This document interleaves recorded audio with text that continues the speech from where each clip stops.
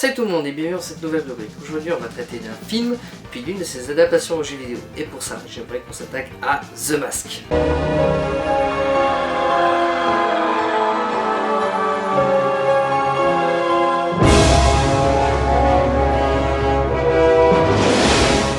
The Mask est un film sorti en 1994 et réalisé par Chuck, non pas Norris, mais Russell, comme Kurt, c'est ça.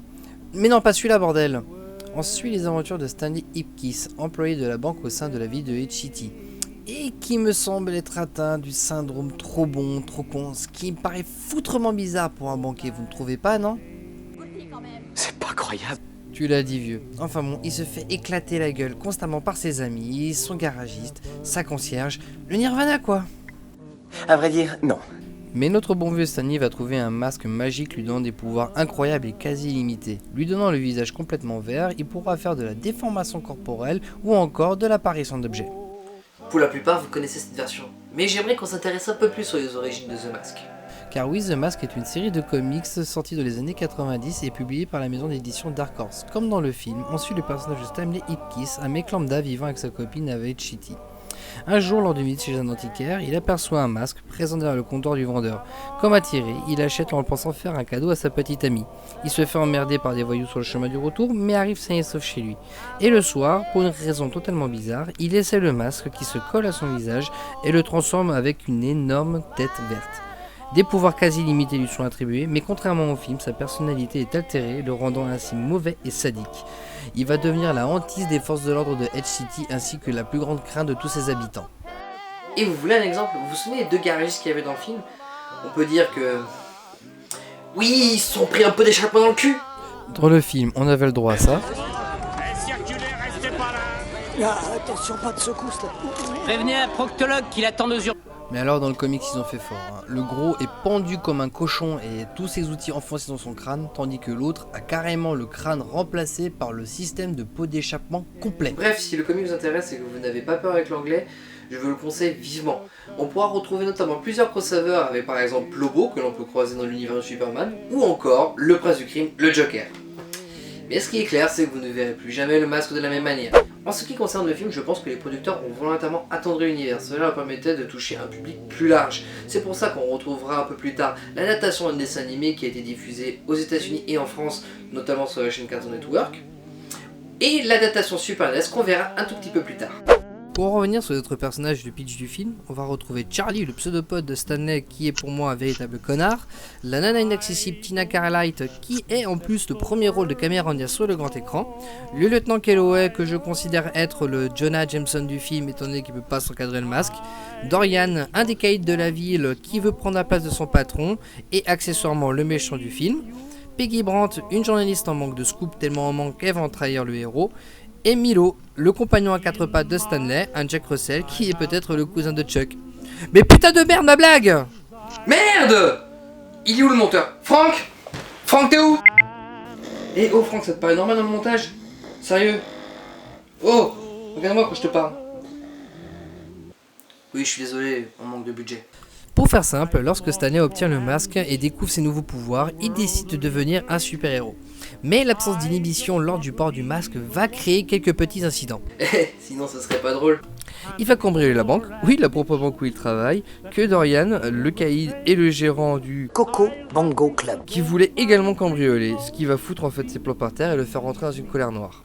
Après son petit casse improvisé, le masque va faire un tour, comme par hasard, au Coco Bongo Club, où il va mettre le feu dans la salle en transformant tous les membres de l'orchestre en espèces de zikos datant de la prohibition et en faisant valdingue et Cameron Diaz dans tous les sens. Mais notre Dorian National ne l'entend pas à cette heure et ça va de soi. Il va évacuer la salle en tirant dans tous les sens, ce qui est un peu moyen pour un hôte de soirée, et s'ensuit d'une altercation cartoonesque avec le masque pour savoir où est-ce qu'il a caché son argent. Soit dit en passant, cette scène m'a toujours fait hurler de rire. Par la suite, notre héros est talonné par les forces de l'ordre, Dorian met une prime de 50 briques sur le coin du nez de Stanley, mais Tina est attirée par le masque. Attends, wow. Comment on peut t'attirer par ça? Je comprends pas là, attends, c'est quoi ce délire? Bon, d'accord, je voudrais bien qu'on parte pas non plus dans l'archétype du beau gosse, mais là, attends, quand t'as une tête comme ça, c'est qu'à mon avis, dans ta plus tendre enfance, ou même un peu plus tard, c'est que t'as dû avoir un gros problème avec lui. Ou encore lui. Oh, viens goûter mon maïs. Bref, Stanley pense qu'il est en train de complètement perdre la boule et donc décide d'aller voir un psy. Qui, soyez en passant, est le pire psy du monde. Attends, le mec, il va quand même te prendre 70 boules et il va te faire comprendre que t'es complètement timbré.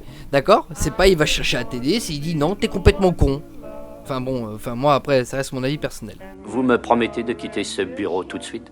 Et c'est là que les premières incohérences scénaristiques vont commencer à apparaître entre les œuvres. Effectivement, dans le film, il est expliqué que le masque ne peut être porté que la nuit. Or, dans le dessin animé, bah non, hein, il peut le porter le jour, la nuit, période blanche, période bleue, ça ne pose aucun problème. Pourquoi? On ne sait pas. Peut-être que Loki était en grève en 1994. Et oui, vous avez bien entendu, je parle bien de la divinité scandinave Loki. Cela constitue la deuxième incohérence, car dans l'univers, on ne connaît pas les origines du masque et sont jusqu'ici inconnus. À un certain moment du comics, on pourrait apprendre que le masque serait d'origine africaine. Or, dans le film, le masque serait représenter la divinité scandinave Loki. Cela sera confirmé par la suite avec la suite, ou l'antichambre de l'enfer, qui est le fils du masque. Car on voit le personnage de Loki apparaître. Non mais par contre c'est pas le Loki de The Avengers, hein. Faut pas déconner non plus. Bref, notre héros tente de séduire la nana inaccessible avec le masque, mais se fait attraper par les flics. Après s'être amusé à se faire fouiller les poches, notre héros fait tourner en bourrique toutes les forces de police de la ville. Prenant la fuite, Stanley est surpris par la journaliste en train d'enlever le masque. Elle l'aide à s'échapper et raconte son histoire. Elle finit par le trahir pour la prime et Dorian s'empare du masque. Ça va être très douloureux. Notre héros finit en prison, l'héroïne se fait capturer par le méchant et blablabla.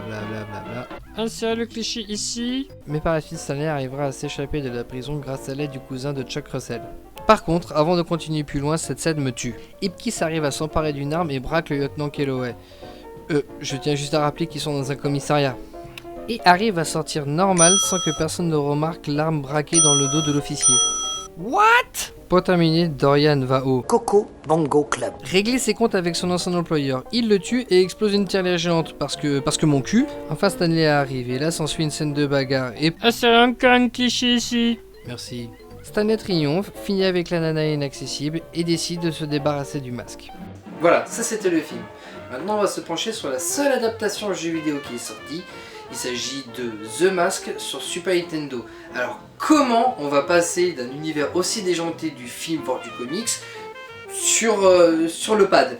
Je me pose la question et c'est ce qu'on va voir. Donc The Mask est sorti en 1995 et développé par Black Pearl Software. Et pour le coup, la petite intro est vraiment bien foutue pour l'époque. Elle reprend même certains plans du film et je trouve ça cool. Alors graphiquement le jeu est plutôt beau, mais il se rapproche plus du comics que de l'esthétique du film. Alors on a notre personnage qui aborde son magnifique costume jaune et qui a tout un panel de pouvoirs qui apparaissent tout le long du film. La tornade, le marteau, le klaxon, etc. Pour la petite histoire, le jeu devait sortir à la base sur la Sega Genesis et devait plus ressembler à un beat'em all plutôt qu'à un jeu de plateforme. On pouvait voir sur certaines captures le visage du masque apparaître en haut de l'écran pour faire compteur de vie comme dans Doom. Et surtout le jeu devait être beaucoup plus violent. Malheureusement, le studio qui était en charge du projet a fermé ses portes et a été repris par Black Pearl pour pouvoir faire l'adaptation sur Super NES. Alors le jeu va se diviser en 7 niveaux qui va retracer l'histoire du film, en partant de l'immeuble de Stanley jusqu'au Coco Bongo Club, en passant par la banque, le parc, etc. Allez, commençons.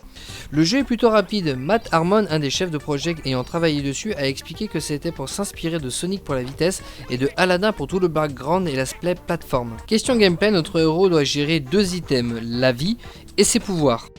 Alors je comprends qu'on a justifié un aspect gameplay, mais là le mec c'est le masque. Il est invincible et ne semble pas avoir de limite dans ses pouvoirs. Bon, dans le premier niveau, on doit se balader dans l'immeuble et comprendre le mécanisme du jeu. Et enfin terminer sur un boss, la concierge, Madame Bonpoil. Bon, comme ça, le jeu semble plutôt respecter le film. On retrouve plein d'éléments du film, comme le réveil qui sort de la poche du héros, ou encore cet ennemi qui te tire dessus si jamais tu fais trop de bruit, en référence à la même scène où le masque cherche à passer devant la porte de Madame Bonpoil. Par contre, on peut m'expliquer ça? Alors là les gars, je sais bien qu'il faut meubler dans un jeu, mais mettez au moins un personnage en rapport avec l'univers. Je sais pas moi, comme les garagistes par exemple, ou alors le maire. Bon, dans le niveau suivant, on se retrouve dans la rue. Cela correspond à la scène où Stanley porte pour la première fois le masque. Et comme dans le niveau 1, on retrouve un boss qui est sans rapport avec l'univers. Bon, allez va, passons. Alors concernant les boss, il faut voir que dans certains cas, ils sont hyper durs. Exemple dans le niveau 3 qui correspond aux cases de la banque, il faut avoir le maximum de points pour pouvoir battre le boss. Chose qui est hyper difficile car ces pouvoirs doivent être utilisés obligatoirement pour avancer dans le niveau. Le niveau 4 correspond à la scène du parc où on se frite à une espèce de chasseur bizarre, on dirait le dératiseur qu'on peut croiser sur RMC Découverte. Dans le niveau 5, on doit s'échapper de la prison. Malheureusement à cet endroit c'était une occasion pour les développeurs de faire une phase sans le masque, surtout que dans le film il est entre les mains de Dorian. Dans le niveau 6 on se retrouve dans les égouts. Enfin on arrive au niveau 7, au Coco Bongo, pour l'affrontement final avec Dorian. Et c'est là qu'il y a une énorme bourde. Regardez, il n'y a rien qui vous choque? Comment il peut y avoir deux masques? Matt Harmon, le lead designer du jeu, explique que bien évidemment cela ne correspondait pas au film, mais qu'il fallait faire preuve de créativité, car sans le masque le boss serait devenu ennuyeux et les développeurs n'auraient pas pu profiter des attaques ou des animations qui ont été montrées dans le film. Enfin vous terminez le jeu et vous emballez Tina. Puis on enchaîne sur les crédits du jeu avec beaucoup d'austérité. Pas de musique, pas d'animation, mais simplement les croquis de la première équipe de développement. En conclusion, le film fait partie d'un univers complètement déjanté et plutôt noir afin de se rapprocher plus du comics. Les effets spéciaux sont dingues pour l'époque. Je vous rappelle que le film est quand même sorti en 1994, il y a plus de 20 ans. Où on retrouve un Jim Carrey au début de sa carrière, mais qui était fait pour ce rôle, putain. Quant au jeu, eh ben, il est plutôt bon. Les graphismes sont corrects, la trame de l'histoire est plutôt bien respectée, et malgré quelques éléments qui se sont perdus, il fait bien son job, on n'a pas grand chose à lui reprocher. Sauf peut-être une chose. Pour moi, ce jeu est sorti beaucoup trop vite. Les développeurs auraient pu plus se baser sur l'univers du comics pour un jeu à destination d'un public averti, ou alors sur la série animée pour un public plus jeune. Car là, on se retrouve avec des personnages sortis tout droit de l'imagination de personnes qui sont cherchées à forcer de meubler. Et ça, c'est dommage. Cette revue touche à sa fin et je vous remercie de l'avoir suivi jusqu'au bout. N'hésitez pas à vous abonner à la chaîne, à la partager sur les réseaux sociaux, à liker, à faire ce que tu veux, à la faire tourner. Hein. Et nous venons de voir comment nous sommes passés de la toile à la manette. Ciao!